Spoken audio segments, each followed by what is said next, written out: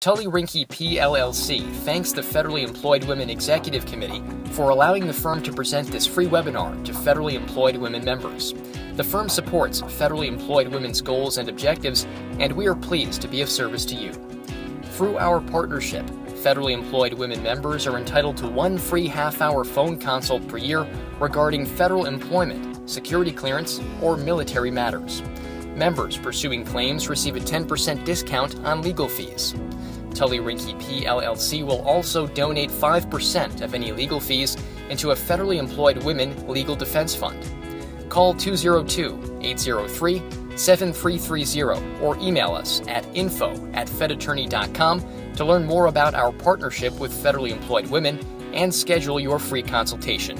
Again, that number is 202-803-7330, or you can email us at info@fedattorney.com.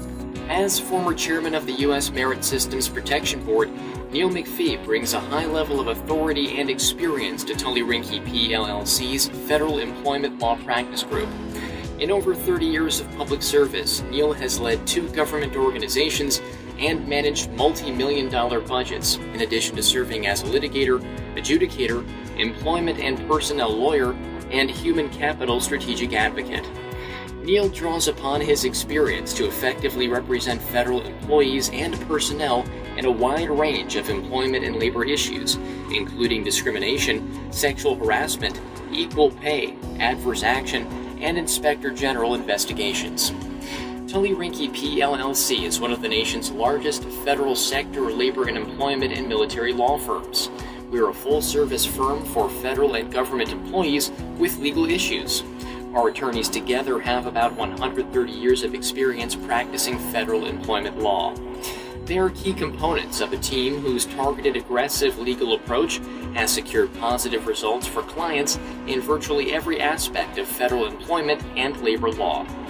Don't leave the future of your federal career to chance. Call 202-803-7330 or email info@fedattorney.com to schedule your free consultation with a member of our team. Good evening, everyone. I'm Neil McPhee, and I'm happy to be here to talk to you. We have a lot to say and a little time to say it in, so let's get going, okay? Today we're going to talk about prohibitions against discrimination in a general sense, and then we're going to focus a whole lot on hostile work environment, what it means and how you go about proving it. Everybody I talk to say, I'm in a hostile work environment. Hopefully by the end of this session, you would have the capability of better assessing where you are, okay? Let's start from the beginning. By that I mean Title VII of the Civil Rights Act of 1964 as amended. That's the statute that says it's an unlawful employment practice for an employer to discriminate on the basis of race, sex, age, national origin, religion, and disability in hiring decisions, and also in compensation, terms and conditions of employment. Okay? The phrase terms and conditions of employment includes requiring people to work in a discriminatory, hostile, or abusive environment. Now, obviously, what is a hostile environment, hostile work environment? Let's start exploring that. In order to show an unlawful hostile work environment under Title VII of the Civil Rights Act of 1964, the employee must demonstrate, 1, that he or she is a member of a protected class. That's not difficult to do. That he or she was subject to unwelcome harassment. Remember, unwelcome harassment, okay? And we'll talk a little bit more about that as we proceed. And 3, that the harassment occurred because of the employee's protected class. Okay? Moving on. 4, that the harassment affected a term, condition, or privilege of employment, and that the employer knew or should have known of the harassment and failed to act in a reasonable manner to prevent it. That, as an aside, if the harasser is a supervisor, then the law presumes that the employer knew, since the supervisor is a part of management. If the harassment is from a coworker, there's no presumption that the employer knows. So what do? You got to make sure they know by complaining. And there is a mechanism in every agency to do so. And another point is that there's no, and this is very important, there is no actionable hostile work environment under Title VII if the employee fails to meet one or more of the above criteria. Remember, you've got to establish all 5 criteria, not 1 or 2, but all 5. Okay? Now let's talk about the kind of harassment that affects the term, condition, or privilege of employment. To satisfy the 4th element, the employee must generally show that the harassment was severe or pervasive. Okay? Courts would look to the frequency of the harassing conduct, its severity, whether it was threatening and humiliating or was merely offensive, and whether it unreasonably interfered with the employee's work performance. The harassing conduct must be connected. In other words, it has to be like or related, so you could put together one or more harassing events to prove that the harassment was pervasive. Okay? The conduct must be sufficiently extreme. Now, if it is extreme, and some of these examples will bear it out. For example, the first one talks about Smith versus Sheehan. Okay? A single instance of a physical assault can create a hostile work environment. You don't need multiple assaults. Okay? In that case, this supervisor was amazing. He called the plaintiff a name. He threatened to F her up, pinned her against a wall, drawing blood. Clearly, that had all kinds of elements of abuse, charges that could be brought in criminal court against this particular supervisor. That clearly was extreme. You didn't need a second event. Okay? In this other case, in Winston versus Clough, the hostile work environment claim supported where the plaintiff alleged he faced unsubstantiated allegations. Okay? Remember, the key here is that those allegations that they allege against this individual was never proven. Had they been proven, you get a different outcome.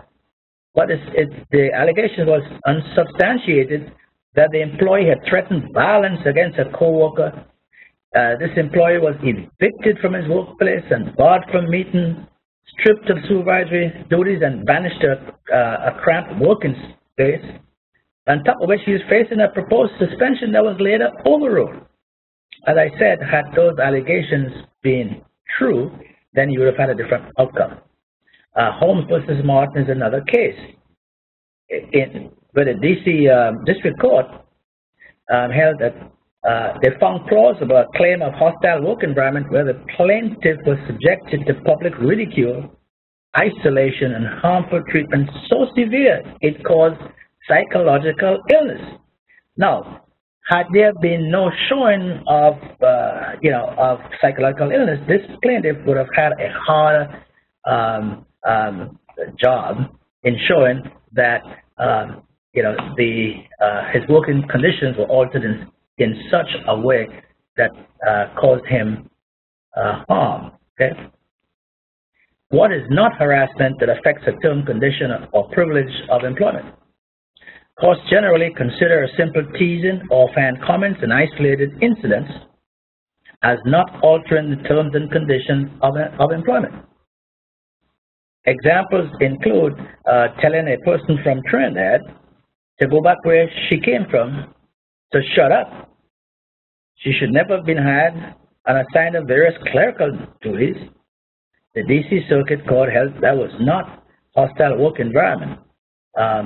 Also, I don't know and I don't recall offhand what a protected activity was. In other words, was this person alleging age or race or sex or whatnot?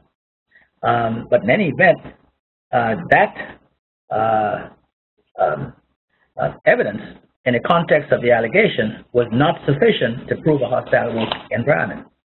An Indian employee suffered the same kind of outcome. There, she alleged a hostile work environment based on race when a supervisor was constantly hostile and hypercritical, and kept the plaintiff out of important meetings and interrupted the flow of her work to interpose critical editing and credited all complaints against her. That wasn't sufficient. In the next case, Bevan versus Hilton Hotels Corporation, the reason for the hostile work environment must be because of membership in a protected class. Evidence that the hostile work environment was based on some other issue like unprotected complaints about workplace security resulted in no valid claim for hostile work environment harassment under Title VII. These kinds of cases, despite your best efforts, would end up with a grant of summary judgment for the agency. Okay. Now, let's look at what kind of evidence that you need to support a hostile work environment case.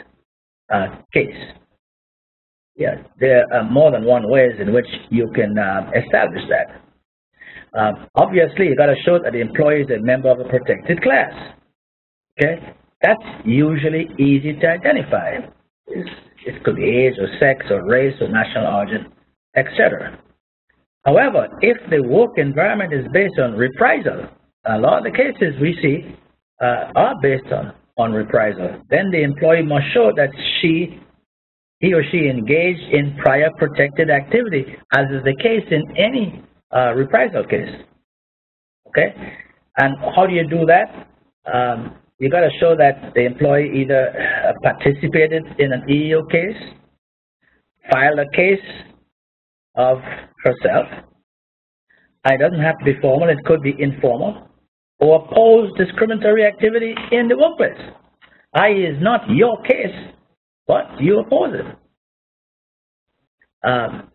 Also, as we said earlier, the employee's got to show that she was subject to unwelcome harassment.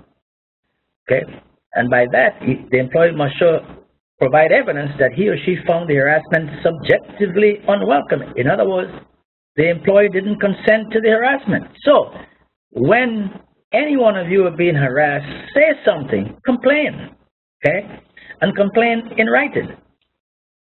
Evidence of subjectively unwelcome harassment include telling the harasser you don't appreciate, telling the harasser to shut up, to move away, to leave you alone. Emailing or complaining to HR about the harassment and demonstrate refusal to participate in harassment. You know, in the event, say like there are lots of sexual teasing and joking and name calling, etc. You don't have to stay quiet.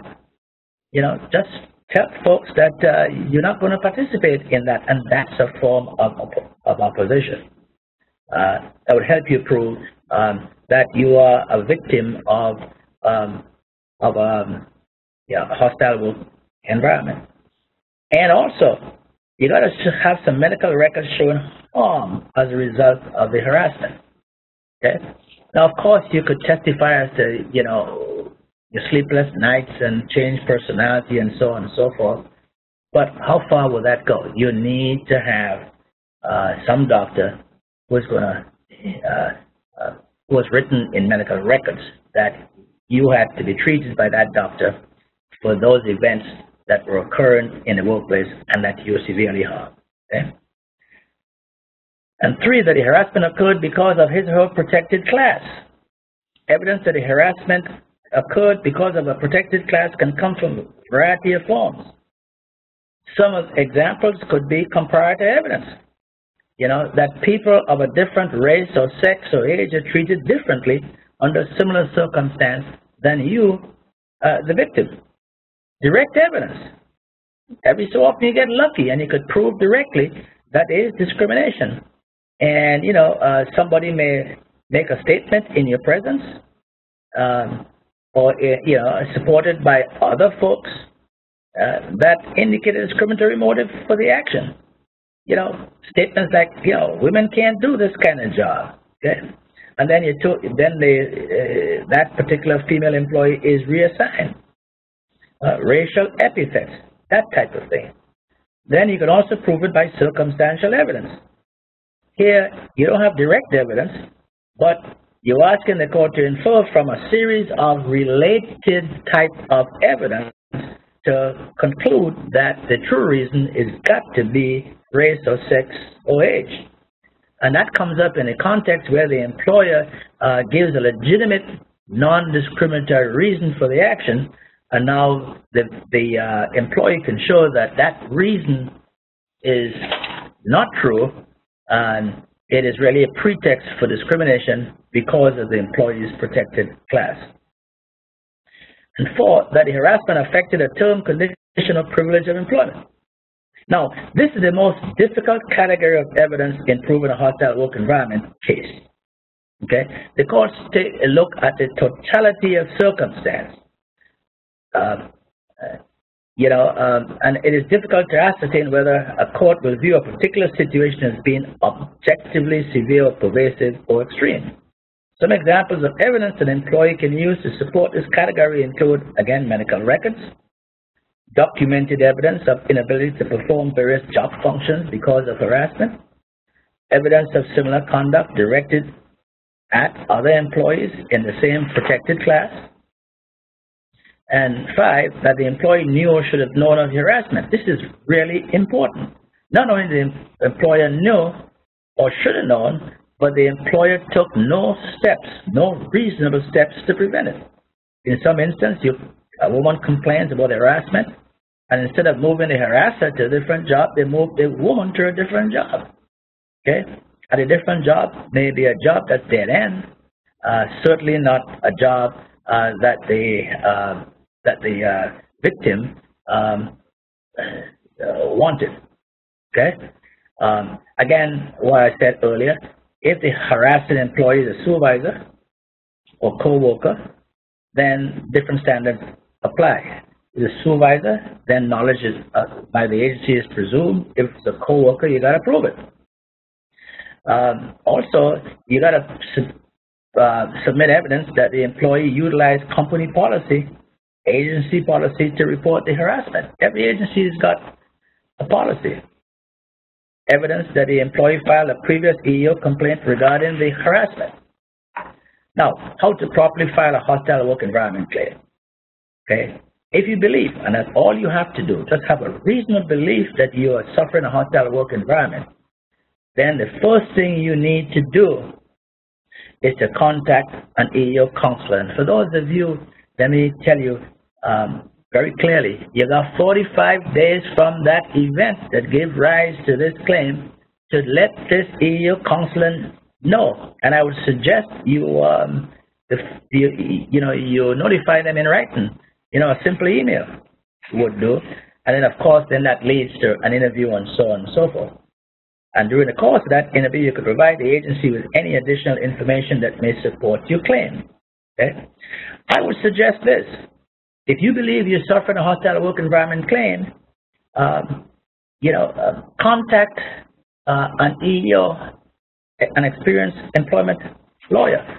It's very clearly that an experienced employment lawyer, after interviewing you, could in fact beef that claim up to such a degree that the agency can't throw it out for any variety of reasons that agency like to throw out these cases, in the beginning. And, you make sure that you don't miss all of those important deadlines, 45 days being the initial one. And there are others at each step in the process, okay? Couple of examples. If the employee believes he or she has suffered a hostile work environment, the employee must contact an EEO counselor within 45 days, okay? And the employee must carefully construct the language of the formal complaint to make sure that the hostile work environment claim and any other potential claims are administratively exhausted.